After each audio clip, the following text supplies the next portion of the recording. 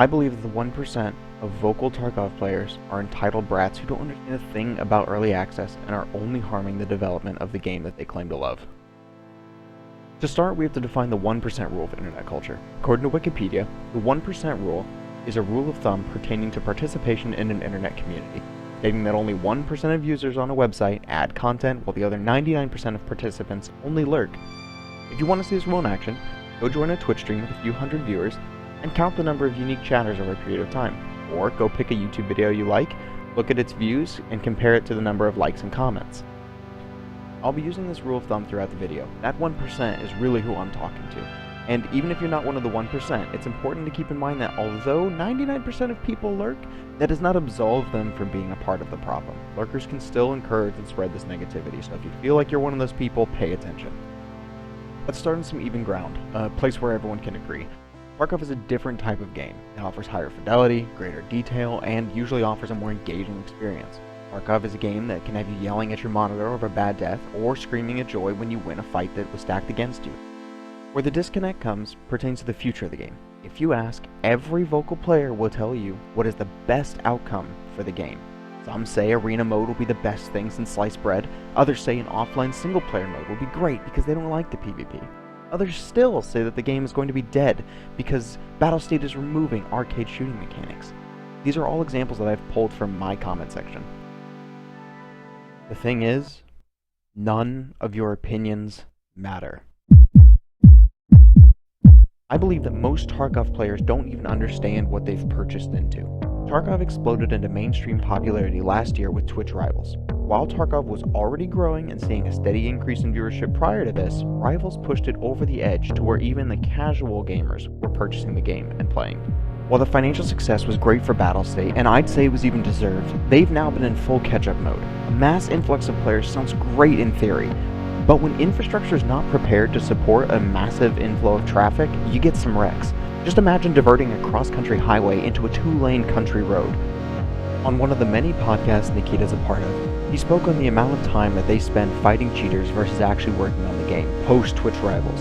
The staff has switched from full-time development to spending about 50% of their time just trying to catch cheaters.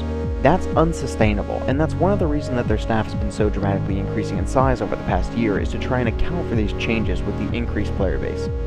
And most players who purchased Tarkov post-Twitch Rivals did not understand what they were buying into, and I think that most currently still don't. Tarkov is not a fully released game, and I know some of you just rolled your eyes, and you are the exact entitled people that I'm talking about, because you do not understand. I'm not about to defend Tarkov because it has a beta tag on the main screen, and I'm not going to talk about the technical issues in this video at all because 1, I'm not informed enough to make an educated video on that, and 2, I don't want to encourage Battlestate to make band-aid fixes in an unfinished game. Early access games all start with a vision, and developers sell that vision. A fully developed game sells you on the package deal. It has the flashy visuals, the shiny trailers, and the marketing budget to back it. When you buy an early access game, there isn't anything like that. There aren't the big packages, the shiny trailers. Usually it is a developer or a studio head talking about what he wants the game to be and what it can become.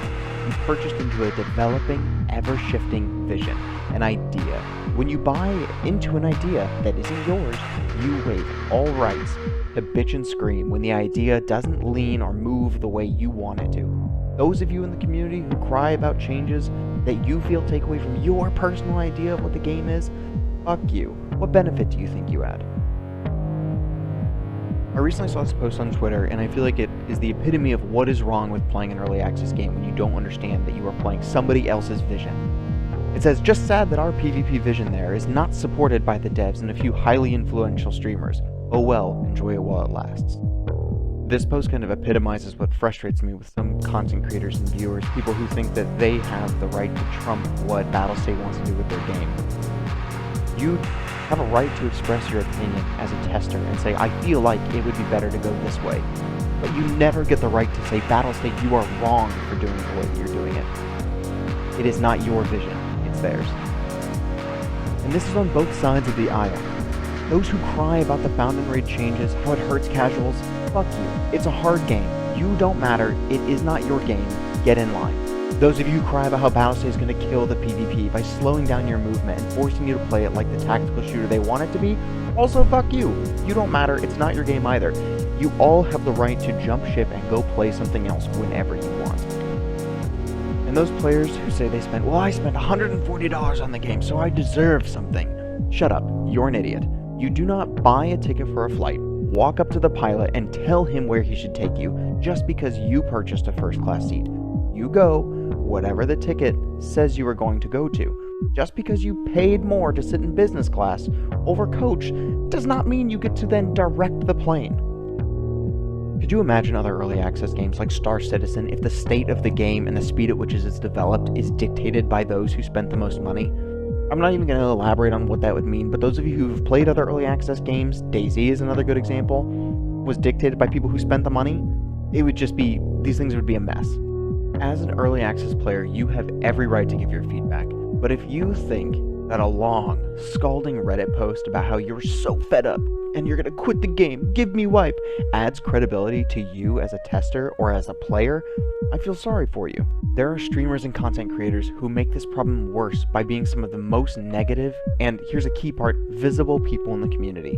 If you really want the game to change and you really care about it, but you sit around all day crying and whining about how broken the game is with no well-reasoned or constructive feedback for BSG to take action on, do you really think that anyone from BSG is going to look at you and take that seriously? I wouldn't. And viewers, be better. Those of you who are the vocal 1% and those of you who are the lurkers.